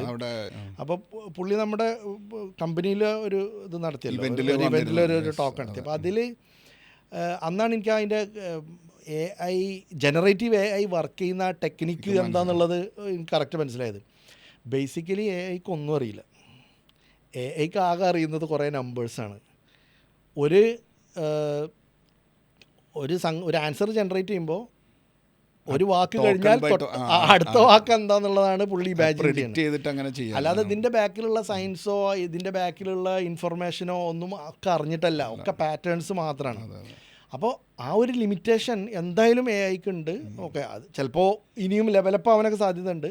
പക്ഷേ ആസ് ഓഫ് നൗ ആ ലിമിറ്റേഷൻ. അതാണ് ഇപ്പോൾ ChatGPTയിൽ നമ്മൾ ഒരുപാട്, ഇപ്പോൾ നമ്മുടെ കമ്പനിയിൽ തന്നെ നമ്മുടെ ടീമിലൊക്കെ ചാറ്റ് GPT വെച്ചിട്ട് കോഡ് ജനറേറ്റ് ചെയ്യുന്നു. പല AI ടൂൾസ് വെച്ചിട്ടും കോഡ് ജനറേറ്റ് ചെയ്യുന്നുണ്ട്. പക്ഷേ നമ്മൾ വെറുതെ പോയിട്ട് കോഡ് ജനറേറ്റ് ചെയ്യാൻ പറയുന്നതും, ഇപ്പോൾ എനിക്കിങ്ങനെ ഒരു ആവശ്യമുണ്ട്, ലെറ്റ്സ് സേ ഒരു എക്സൽ ഫയൽ അല്ലെങ്കിൽ ഒരു എക്സൽ ഫയൽ എടുത്തിട്ട് അതിനെ ജെയ്സൺ ഫയൽ അങ്ങനെ സം കൈൻഡ് ഓഫ് ഒരു പർപ്പസ്, ഒരു ആപ്ലിക്കേഷൻ പറഞ്ഞിട്ട് നമ്മൾ വെറുതെ ചാറ്റ് GPTയോട് പറയുന്നതും, നമ്മൾ ആ സൊല്യൂഷനെ കുറിച്ച് കുറച്ച് നമുക്ക് നല്ല അണ്ടർസ്റ്റാൻഡിങ് ഉണ്ടായിട്ട് എനിക്ക് വേണ്ട സൊല്യൂഷനിൽ നിങ്ങൾ ഈ പ്രോഗ്രാമിംഗ് പാറ്റേൺ ആണ് ഉപയോഗിക്കേണ്ടത്, ഈ ലൈബ്രറിയാണ് ഉപയോഗിക്കേണ്ടത്, ഈ ടെക്നിക്കാണ് ഉപയോഗിക്കേണ്ടത് എന്നൊക്കെ ഒരു കോണ്ടെക്സ്റ്റൊക്കെ സെറ്റ് ചെയ്തതിന് ശേഷം ഇത് ക്ലൗഡിലാണ് റൺ ചെയ്യേണ്ടത്, ഇത് സ്കെയിലബിൾ ആയിരിക്കണം, ഇത് മെയിൻറ്റെയിനബിൾ ആയിരിക്കണം, ഇതിൽ വരുന്ന ഇൻപുട്ടിലുള്ള വാലിഡേഷൻസ് ചെയ്യണം എന്നൊക്കെ പറഞ്ഞുകൊണ്ട് നമ്മൾ പ്രോംപ്റ്റ് കൊടുക്കുന്നതും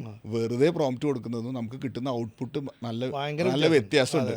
അപ്പോൾ ചാറ്റ് GPT വരുന്നതോടുകൂടി കോഡ് നമ്മൾ ജനറേറ്റ് ചെയ്യുന്നതുണ്ടെങ്കിലും നമ്മൾ വെറുതെ പോയി കോഡ് ജനറേറ്റ് ചെയ്താലൊന്നും നല്ല കോഡ് കിട്ടില്ല, അത് ചിലപ്പോൾ ഭയങ്കര കെണിയായി മാറാനും സാധ്യത. അതെ, മോശം, വളരെ മോശം. ഇപ്പോൾ ഞാൻ ഇപ്പോൾ തന്നെ 2 എൻ്റെ ഫ്രണ്ട്സ് ഈ ചാറ്റ് GPT ഒക്കെ ഉപയോഗിച്ച് കോഡ് ജനറേറ്റ് ചെയ്യുന്ന 2 അനുഭവങ്ങൾ ഇപ്പോൾ ഞാൻ ഒന്ന് ഷെയർ ചെയ്യാം. ഒരു ഫ്രണ്ടിൻ്റെ കമ്പനിയിൽ ആൾ പറയുന്നത് ഇപ്പോൾ ഈ കോഡ് ജനറേറ്റ് ചെയ്ത കോഡിൻ്റെ വലിപ്പം കാരണം കോഡ് ബ്ലോട്ടിങ് എന്ന് പറയുന്ന അതിൻ്റെ കോഡ് റെപ്പോസിറ്ററി അങ്ങനെ വലുതായിട്ട് കുറേ കോഡ് ഇങ്ങനെ വരുന്നു, ഇതൊന്നും ലൈൻസ് ഇങ്ങനെ ആഡ് ചെയ്തുകൊണ്ടിരിക്കുകയാണ്. വർക്ക് ചെയ്യുന്നുണ്ടോയെന്ന് വെച്ചാൽ വർക്ക് ചെയ്യുന്നുണ്ട്, പക്ഷേ അത് മെയിൻറ്റെയിൻ ചെയ്യൽ, അതിലുള്ള ഇഷ്യൂസ് കണ്ടുപിടിക്കൽ കുറച്ചും കൂടെ കഴിഞ്ഞാൽ അതങ്ങനെ കുറച്ച് അൺകൺട്രോൾഡ് ആയിട്ട് വലുതായിക്കൊണ്ടിരിക്കുക. അപ്പോൾ അതിൻ്റെ ഒരു പേടി ആൾ പറഞ്ഞു. അപ്പോൾ അതങ്ങനെ. പിന്നെ വേറൊരു കേസിൽ വേറൊരു കമ്പനിയിൽ അവർ ചെയ്യുന്നത് എന്താണെന്ന് വെച്ചാൽ ചാറ്റ് GPT വെച്ചിട്ടൊക്കെ കോഡ് ജനറേറ്റ് ചെയ്താലും അവരുടെ കോഡ് ബേസിലേക്ക് ഡയറക്റ്റായിട്ട് ആ കോഡ് എടുക്കില്ല. അവർ ചാറ്റ് GPT വെച്ച് ജനറേറ്റ് ചെയ്ത കോഡിന് വേണ്ടി അവർ വേറെ ഒരു റെപ്പോസിറ്ററി അവർ മാറ്റി വെച്ചിരിക്കുക. എന്നിട്ട് അതിലങ്ങനെ ഒരു ട്രയൽ കോഡൊക്കെ പോലെ നമ്മൾ അതിലേക്കാണ് കോഡ് ആദ്യം വർക്ക് ചെയ്ത് ടെസ്റ്റ് ചെയ്ത് കഴിഞ്ഞാൽ ആ റെപ്പോസിറ്ററിയിലേക്കാണ് കോഡ് ആദ്യം വരിക. അതിൽ നിന്ന് നല്ല കോഡൊക്കെ റിവ്യൂ ഒക്കെ ചെയ്തിട്ട് നല്ല ആവശ്യമുള്ള കോഡ് വേറെ ആളാണ് ഇൻ്റഗ്രേറ്റ് ചെയ്യുന്നത്. അപ്പോൾ അവിടെ ഒരു ഗേറ്റ് കീപ്പർ. എനിക്ക് തോന്നുന്നത് ഡൊമൈൻ നോളജിൻ്റെ പുറമെ കോണ്ടെക്സ്റ്റ്, പിന്നെ അതേപോലെ system knowledge, patterns, system architecture, ഇതൊക്കെ നന്നായിട്ട് മനസ്സിലാവുക എന്നുള്ളതും അത് മോർ ഇമ്പോർട്ടൻ്റ് ആയി. ഇപ്പം ആസ് എ ഒരു കോഡിങ്ങിൻ്റെ ഉള്ളിലുള്ള സ്കിൽസൊക്കെ പലതും ചിലപ്പോൾ ചാറ്റ് GPT ഒക്കെ എടുത്തിട്ട് നമുക്ക് തരും. പക്ഷേ ഇതൊക്കെ അറിയുന്ന ഒരാൾക്ക് ഇതിൽ ക്ലാരിറ്റി ഇല്ലാത്ത ഒരാളെക്കാളും much better code, much faster, പിന്നെ നല്ല ക്വാളിറ്റി, ക്വാളിറ്റി ഇമ്പോർട്ടൻ്റ് ആണല്ലോ. അതായത് ബെറ്റർ ക്വാളിറ്റി, ബെറ്റർ സ്പീഡ്, പിന്നെ മോർ കോഡ് നമുക്ക് ജനറേറ്റ് ചെയ്യാൻ പറ്റും. ശരിയാണ്. അപ്പോൾ ഇതിപ്പോൾ ഒരു ഫണ്ടമെൻ്റൽ, നമ്മൾ നേരത്തെ പറഞ്ഞ ഒരു എഞ്ചിനീയറിംഗ് ഫണ്ടമെൻ്റൽ അത് അറിഞ്ഞില്ലെങ്കിലും കമ്പ്യൂട്ടർ സയൻസിൽ തന്നെ, സോഫ്റ്റ്വെയർ എഞ്ചിനീയറിംഗിൽ തന്നെയുള്ള ഇപ്പോൾ ഈ പറഞ്ഞ സോഫ്റ്റ്വെയർ ആർക്കിടെക്റ്റിംഗ് ഒക്കെ നന്നായി അറിയുന്ന ആളുകൾക്ക് നല്ല കോഡ് ജനറേറ്റ് ചെയ്യാൻ കഴിയും എന്നുള്ളതാണ്. ഞാനിപ്പോൾ നമ്മുടെ ഈ വൈബ് കോഡിംഗ് ആയിട്ട് ബന്ധപ്പെട്ട ഒരു സംഭവം, വൈബ് കോഡിംഗ് ഒരു പുതിയ ടെർമിനോളജിയാണ്.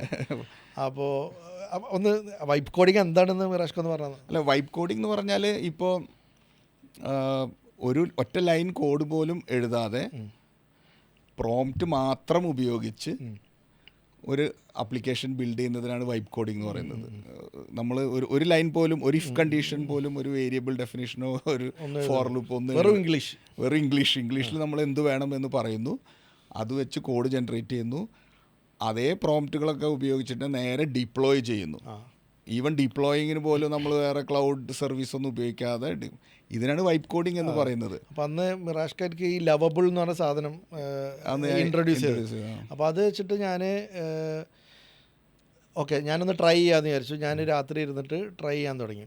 അങ്ങനെ ഞാൻ ഫസ്റ്റ് ഒരു ആപ്ലിക്കേഷൻ ഇങ്ങനെ ഉണ്ടാക്കി. അപ്പോൾ ഇതുപോലെ ഞാൻ വളരെ റോ ആയിട്ട് ചെയ്യാണല്ലോ. അപ്പോൾ ഞാൻ വേറൊന്നും ചിന്തിക്കുന്നൊന്നുമില്ല, എൻ്റെ നീഡുകൾ പറയുന്നു, ആപ്പ് അങ്ങനെ ഉണ്ടാക്കി. ഒരു 4 മണിക്കൂർ കൊണ്ട് ഒരു ആപ്പ് ഉണ്ടായി. പക്ഷേ റണ്ണിങ് ആപ്പ് ഉണ്ടായി. അപ്പോൾ എനിക്ക് എൻ്റെ മനസ്സിൽ ചെറിയൊരു ആശയം ഉണ്ടായിരുന്നു. അപ്പോൾ വെച്ചിട്ട് ഞാൻ ഉണ്ടാക്കിയത്. പക്ഷേ എന്തുണ്ടായെന്ന് വെച്ചാൽ അതിൻ്റെ ഫൈനലായിട്ടുള്ള കുറച്ച് കാര്യങ്ങളുണ്ടായിരുന്നു. ഫോർ എക്സാമ്പിൾ ഒതൻറ്റിക്കേഷൻ പോലെയൊക്കെയുള്ള സംഗതികളിൽ ഞാൻ കൊടുത്ത പ്രോംപ്റ്റുകളിലൊക്കെ ചില കോൺട്രഡിക്ഷൻസ് ഒക്കെ ഉള്ളതുകൊണ്ട് കോഡ് പല കോൺട്രഡിക്ഷൻസും ഇൻറ്റേർണലി ഉണ്ടാക്കിയിട്ടുണ്ട്. വീണ്ടും എനിക്കൊരു ആ പ്രോബ്ലംസ് സോൾവ് ചെയ്യാൻ എനിക്കൊരു 4 മണിക്കൂറും കൂടി എടുത്തു എന്ന് മാത്രമല്ല, ഇവഞ്ച്വലി അത് എനിക്ക് സോൾവ് ചെയ്യാൻ പറ്റാത്ത ഒരു കണ്ടീഷനിലേക്ക് പോയി. അങ്ങനെ അപ്പോൾ എനിക്കത് കൂടുതൽ ഇൻട്രസ്റ്റിംഗ് ആയി. അപ്പോൾ ഞാൻ വേറൊരു സംഗതി ട്രൈ ചെയ്തു. അപ്പോൾ എനിക്ക് ഈ മിസ്റ്റേക്കൊക്കെ മനസ്സിലായപ്പോൾ ഞാൻ കുറച്ചും കൂടി സോഫ്റ്റ്വെയർ ആർക്കിടെക്ചറൊക്കെ ചിന്തിച്ചുകൊണ്ട് കുറച്ചും കൂടി ഫുൾ പ്രൂഫായിട്ട് എന്ത് ചെയ്തു, ഇതിനെ അപ്രോച്ച് ചെയ്ത് വേറെ രൂപത്തിലുള്ള പ്രോംപ്റ്റൊക്കെ കൊടുത്തപ്പം മച്ച് ബെറ്റർ ആയിട്ടുള്ളൊരു ആപ്ലിക്കേഷൻ കിട്ടി. അപ്പോഴാണ് എനിക്ക് അതിൻ്റെ ഒരു, അതായത് ആർക്കെങ്കിലും, അപ്പോൾ എനിക്കൊരു ഫസ്റ്റ് ഹാൻഡ് ഇത് കിട്ടാൻ വേണ്ടിയിട്ടാണ് ഞാനത് ട്രൈ ചെയ്തത്. അപ്പം ഇതിപ്പോൾ ആര് ജനറേറ്റ് ചെയ്താലും ആപ്പ് ഉണ്ടാവുമെന്നൊന്നും വിചാരിക്കാൻ പറ്റുന്നൊരവസ്ഥയിലല്ല ഉള്ളത്. അത് ചിലപ്പോൾ ഒരു ആപ്പ് ഉണ്ടാവും, പക്ഷെ അതിനെ നമുക്ക് ഒരു യൂസബിളായിട്ടൊക്കെ വരണമെങ്കിലൊക്കെ നല്ല ഇതെടുക്കും. ഇപ്പം ഞാൻ തന്നെ ഈ വൈബ് കോഡിങ്ങിലേക്ക് ആദ്യം കൈവെക്കാൻ കാരണം നമ്മൾ രഞ്ജിത്ത് പോൾ ആൻ്റണിയുടെ ഒരു പോഡ്കാസ്റ്റ് പേളി ബ്രൂക്സിന് ആള് KPH-ൻ്റെ ഒരു പോഡ്കാസ്റ്റ് ഉണ്ടായിരുന്നു, കേരള പ്രൊഡക്റ്റ് ഹണ്ട് എന്ന് പറഞ്ഞൊരു ഗ്രൂപ്പ് ഉണ്ടല്ലോ, അതിൻ്റെ പോഡ്കാസ്റ്റിൽ. അപ്പോൾ സത്യത്തിൽ ഈ വൈബ് കോഡിങ്ങും AI ടൂൾസും ഒക്കെ ഇങ്ങനെ ഉണ്ടെങ്കിലും അതൊന്നും മുഴുവൻ ട്രൈ ചെയ്യാതെ ഞാനിങ്ങനെ ഇരിക്കുകയാണ്. അതൊക്കെ എൻ്റെ ടു ഡു ലിസ്റ്റിൽ ഒരു ഐറ്റം ആയിട്ട് അങ്ങനെ ഇരിക്കുകയായിരുന്നു. ഇപ്പോൾ നാളെ ചെയ്യണം അല്ലെങ്കിൽ നെക്സ്റ്റ് വീക്ക് ചെയ്യണം എന്ന് പറഞ്ഞിട്ട്. അപ്പോഴാണ് ഈ രഞ്ജിത്തിൻ്റെ ഈ പോഡ്കാസ്റ്റിൽ ആൾ പറഞ്ഞത്, ഇനിയും വൈബ് കോഡിങ് ചെയ്യാത്ത ആളുകളെ മടല് വെട്ടി അടിക്കണം എന്ന് ആളൊരു ഡയലോഗ് പറഞ്ഞു.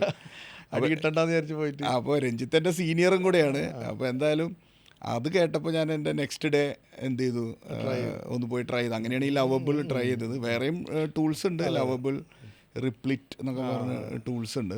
നമുക്ക് വേണ്ട വർക്ക് ഫ്ലോ എന്താണെന്ന് നമുക്ക് കൃത്യമായി ധാരണയുള്ള ആളുകൾക്കാണ് സത്യത്തിൽ നല്ലൊരു സൊല്യൂഷൻ ഡെവലപ്പ് ചെയ്യാൻ പറ്റും. അത് നമുക്കെന്നല്ല, ഇനിയിപ്പോൾ വേറെ കസ്റ്റമർക്ക് ഡെവലപ്പ് ചെയ്യുകയാണെങ്കിലും അവിടെയും ആ കസ്റ്റമറിൻ്റെ പ്രോബ്ലം എന്താണെന്ന് അറിയണം.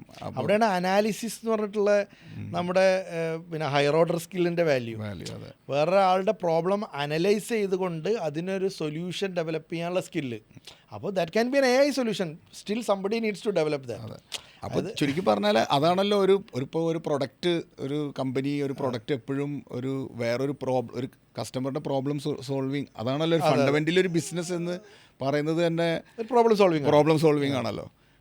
ആ ഫണ്ടമെൻ്റൽസിലൊന്നും ഇപ്പോഴും മാറ്റമൊന്നും വന്നിട്ടില്ല. യു ജസ്റ്റ് ഹാവ് അഡീഷണൽ ടൂൾസും അഡീഷണൽ മെത്തേഡ്സും ഒക്കെ ഉണ്ട്. അപ്പോൾ ഫണ്ടമെൻ്റൽസ് അറിയുന്ന ആളുകൾക്ക് ആ പ്രോബ്ലം മനസ്സിലാക്കുകയും അതിനുള്ള സൊല്യൂഷൻ എന്താണെന്ന് മനസ്സിലാക്കുന്ന ആളുകൾ, അപ്പോൾ അത് മനസ്സിലാക്കാത്തവരായിരിക്കും പിന്തള്ളി, അവരുടെ ജോലിയായിരിക്കും പോകുന്നത്. അവരുടെ അത് മനസ്സിലാക്കുന്ന ആളുകൾക്ക് ഇപ്പോഴും സ്കോപ്പ് ഉണ്ട്, വാല്യൂ ഉണ്ടാവും എന്നാണ് അതിൽ നിന്ന് മനസ്സിലാക്കുന്നത്. കോൺസിസ്റ്റിൽ ഇപ്പോൾ നമ്മൾ ഹയർ ചെയ്യുന്ന റോളുകളെ കുറിച്ച് രാഷ്കൊന്ന്. നമ്മൾ കോൺസിസ്റ്റിൽ ഹയർ ചെയ്യുന്നത് നമ്മൾ ഓട്ടോമേഷൻ എഞ്ചിനീയേഴ്സിനെയാണ് ഹയർ ചെയ്യുന്നത്. അതുപോലെ സൊല്യൂഷൻ ആർക്കിടെക്ട്സ്, അതുപോലെ commissioning engineers. Basically automation engineer എന്ന് പറയുമ്പോൾ ഇൻഡസ്ട്രിയൽ ഓട്ടോമേഷൻ എഞ്ചിനീയർ ഇതിനെയാണ് നമ്മൾ ഹയർ ചെയ്യുന്നത്. അപ്പോൾ പിന്നെ അതുപോലെ അത് എക്സ്പീരിയൻസ്ഡ് ആളുകളെ നമ്മൾ ഹയർ ചെയ്യുന്നുണ്ട്. ഒരു 5 years അപ് ടു 5 years അല്ലെങ്കിൽ ഈവൻ 5+ years എക്സ്പീരിയൻസ് ഉള്ള ആളുകളെയാണ് നമ്മൾ ഇപ്പോൾ ഹയർ ചെയ്യുന്നത്. അപ്പാർട്ട് ഫ്രം എക്സ്പീരിയൻസ്ഡ് ആളുകളെ നമ്മൾ ഫ്രഷേഴ്സിനെ ഇപ്പോൾ ഹയർ ചെയ്യുന്ന ഒരു സമയമാണ്. ഇപ്പോൾ എൻജിനീയറിംഗ് പാസ് ഔട്ടൊക്കെ ആയ സമയമാണ്. അപ്പോൾ നമ്മൾ ഹയറിങ് നടന്നുകൊണ്ടിരിക്കുന്ന സമയം. ഏതൊക്കെ ബ്രാഞ്ച് എന്നാണ്? നമ്മൾ ഇലക്ട്രിക്കൽ, പിന്നെ ഇൻസ്ട്രുമെൻറ്റേഷൻ, ഈവൻ മെക്കാട്രോണിക്സ്, ഇത് പ്രധാനമായിട്ട് ഈ ബ്രാഞ്ചുകളിൽ നിന്നാണ് എടുക്കുന്നത്. പിന്നെ ഇലക്ട്രോണിക്സും ഉള്ള ബ്രാഞ്ച്. പിന്നെ ചില കേസുകളിൽ കമ്പ്യൂട്ടർ സയൻസിൻ്റെ, ഇപ്പോൾ നമ്മൾ കമ്പ്യൂട്ടർ സയൻസിന് എടുക്കും. ഇപ്പോൾ AI ടൂൾസ് നമ്മൾ ഇനി നമ്മുടെ ഇതിലേക്ക് നമ്മളൊരു ടോപ്പിക്കാണ്. അപ്പോൾ AI ടൂൾസ് എങ്ങനെ നമ്മുടെ പ്രൊഡക്റ്റിലേക്ക് ഇൻ്റഗ്രേറ്റ് ചെയ്യാൻ പറ്റും എന്ന് നമ്മൾ ചിന്തിച്ചുകൊണ്ടിരിക്കുന്ന ഒരു സമയമാണ്. അപ്പോൾ നമ്മൾ കൂടുതൽ കമ്പ്യൂട്ടർ സയൻസ് ആളുകളെയും നമ്മൾ എടുക്കുന്നത്. അതേപോലെ എനിക്ക് തോന്നിയിട്ടുള്ളൊരു, നമ്മൾ ഈ പോഡ്കാസ്റ്റ് എൻഡ് ചെയ്യുന്നതിന് മുമ്പ് പറയണം തോന്നിയൊരു സംഗതി, ഈ സെയിൽസ്, ഇപ്പം എൻജിനീയറിങ് കമ്പനികൾക്കും സെയിൽസ് എന്ന് പറഞ്ഞൊരു ഫംഗ്ഷൻ ഉണ്ടല്ലോ. സെയിൽസ് ഫംഗ്ഷനിലേക്ക് ആളുകൾ വളരെ കുറവാണ്. പക്ഷേ സെയിൽസ് ഫംഗ്ഷൻ ഈസ് ജനറലി പിന്നെ വളരെ ഹൈലി പെയ്ഡുമാണ്. പിന്നെ ടെക്നിക്കലായിട്ടുള്ള നോളജ് കൂടുതലുള്ള ആളുകൾക്ക് സെയിൽസ് സ്കിൽസ് ഉണ്ടെങ്കിൽ they becomes like extra valuable for companies. പക്ഷേ ഇൻ ജനറൽ സെയിൽസ് കരിയർ തുടങ്ങുമ്പോൾ പല ആളുകൾക്കും ഭയങ്കര ഒരു എന്താ പറയുക, ഒരു ഒരു മടിയാണ്. അതൊരു കുറച്ചിലാണ് പലപ്പോഴും. അതൊരു സെയിൽസ്മാൻ. അല്ല, അതിലൊരു കാരണമുണ്ട്. നമ്മൾ സാധാരണ സെയിൽസ് എന്ന് പറയുമ്പോൾ എല്ലാവരുടെയും മനസ്സിൽ വരുന്നത് ഈ ഡോർ ടു ഡോർ സെയിൽസ്മാൻ ആണ്. നമ്മുടെ വീട് ഇങ്ങനെ വന്നിട്ട് നമുക്ക് എന്തെങ്കിലും മറ്റേ തല മസാജ് ചെയ്യണ സാധനം വേണോ എന്നൊക്കെ ചോദിക്കുന്ന സെയിൽസ്മാൻമാരെയുള്ള ഓർമ്മ. നമ്മൾ എന്ത് ടെക്നോളജി ഉണ്ടാക്കി എന്ന് പറഞ്ഞിട്ടും എന്ത് സൊല്യൂഷൻ ഉണ്ടാക്കി എന്ന് പറഞ്ഞിട്ടും എന്ത് പ്രോഡക്റ്റ് ബിൽഡ് ചെയ്തിട്ടൊന്നും കാര്യമില്ല. ഇത് റൈറ്റ് കസ്റ്റമർക്ക് കൊടുത്ത് അതിൻ്റെ പേയ്മെൻറ്റ് വാങ്ങാൻ അറിയില്ലെങ്കിൽ ദർ ഇസ് നോ വാല്യൂ. അപ്പോൾ ആ ഒരു ജോബ് ചെയ്യണമെങ്കിൽ ഇപ്പോൾ എസ്പെഷ്യലി എൻജിനീയറിംഗ് ഇൻഡസ്ട്രിയിൽ ഒരു ടെക്നോളജി സെല്ല് ചെയ്യുന്ന സ്ഥലത്തും ഒക്കെ നല്ല ടെക്നിക്കൽ ബാക്ക്ഗ്രൗണ്ടുള്ള ആളുകൾ സെയിൽസിലേക്ക് എത്തുമ്പോൾ ദേ ബിക്കം ലൈക്ക് ഭയങ്കര they grow like anything. Okay, അപ്പോൾ ഞാനെപ്പോഴും അഡ്വക്കേറ്റ് ചെയ്യുന്ന സംഭവമാണ്, if you have good networking skills, good communication skills, good technical acumen, probably sales is something you have to consider very seriously. സെയിൽസിൽ നല്ല growth എന്ന് പറഞ്ഞാൽ like right to the പിന്നെ board room വേഗം എത്താൻ പറ്റിയ റൂട്ടാണ്. ലൈക്ക് കാരണം പിന്നെ കുറേ ആൾക്കാരുണ്ടാവില്ല, these are like 1 in a million എന്ന് പറഞ്ഞ പോലത്തെ ആൾക്കാരാണ്. അപ്പോൾ പക്ഷെ പല ആൾക്കാരും ഇത് റിയലൈസ് ചെയ്യാതെ ചിലപ്പോൾ ആ തുടക്കത്തിൽ വല്ല ഫാമിലി പ്രഷർ കാരണം സെയിൽസ് ജോബിന് പോകണ്ടെന്ന് ഞാൻ കണ്ടിട്ടുള്ള അധിക എൻജിനീയറിംഗ് സെയിൽസിലുള്ള ആൾക്കാരും പറഞ്ഞിട്ടുള്ളത്, അവരുടെ ഫസ്റ്റ് ജോബിന് അവർ സെയിൽസിൽ പോകുമ്പം അവരുടെ വീട്ടിൽ നിന്ന് സെയിൽസ് ജോബിന് പോകണ്ടെന്ന് അവരോട് പറഞ്ഞിട്ടുണ്ട്. അപ്പോൾ അത് എനിക്ക് തോന്നുന്നത് സംതിങ് ആ ഒരു മെൻറ്റാലിറ്റി ചേഞ്ച് ചെയ്യേണ്ട ഒരു സംഭവമാണ് തോന്നുന്നു. ഇഫ് സ്കിൽസ് ഉള്ള ആളുകൾക്ക്, നോട്ട് ഫോർ എവറിബഡി. ശരിക്കും ടെക്നിക്കൽ നോളേജ് പ്ലസ് ഒരു ബിസിനസ് നോളേജ് ഒക്കെ ഉള്ള ആൾ, ഇപ്പോൾ ടെക്നോക്രാറ്റ്സ് എന്നൊക്കെ പറയുന്നത് ശരിക്കും പറഞ്ഞാൽ അങ്ങനത്തെ, ശരിക്കും അത് ഒരു എൻജിനീയറിംഗ് പ്ലസ് MBA ഒക്കെ ചെയ്യുമ്പോഴാണ് ടെക്നോക്രാറ്റ്സ് എന്ന് പറയുന്നത്. പക്ഷേ ദാറ്റ്സ് എ വെരി പവർഫുൾ ഒരു പൊസിഷനാണല്ലോ. എനിക്ക് തോന്നുന്നു നമുക്ക് ഇന്നത്തെ പോഡ്കാസ്റ്റ് ഇതോടുകൂടി എൻഡ് ചെയ്യാം. ഇനി മറ്റ് ടോപ്പിക്കുകളായിട്ട് ഇനിയും വീണ്ടും മറ്റൊരു അവസരത്തിൽ കാണുന്നത് വരെ. Okay, thank you, by.